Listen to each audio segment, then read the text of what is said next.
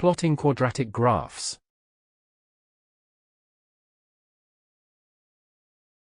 The most carefree way to plot a quadratic graph is to give some values to the independent variable x and find the corresponding y values. All points found are inserted in the proper place in the coordinate system, and after this, they are connected smoothly.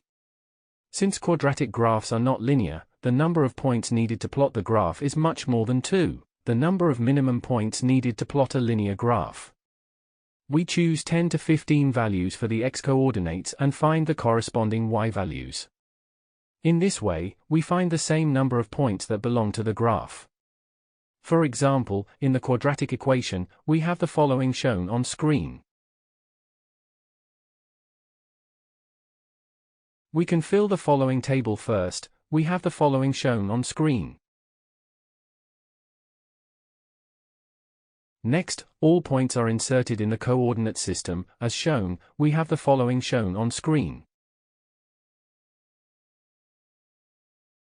Last, we connect all these points smoothly to obtain the form of the graph, which at this point looks a parabola already. In this way, we obtain the figure. We have the following shown on screen. The graph is very close to a parabola, so the graph is quite accurate. You can make it extend beyond the range in the table to give the idea of infinity if you wish. Is this the best method to plot a quadratic graph? Obviously not. There are a number of shortcomings present when using this method. First, we need many points to plot an accurate graph, and this takes a lot of time to calculate.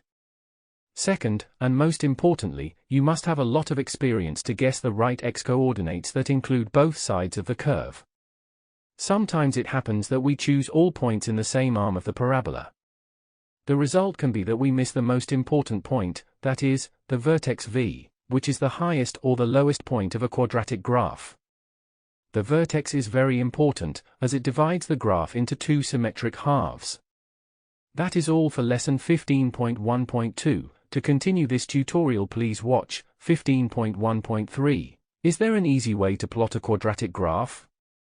Thank you for watching. Make sure to like and subscribe to keep up to date with new videos. For more information, calculators, and tutorials, please visit www.icalculator.com.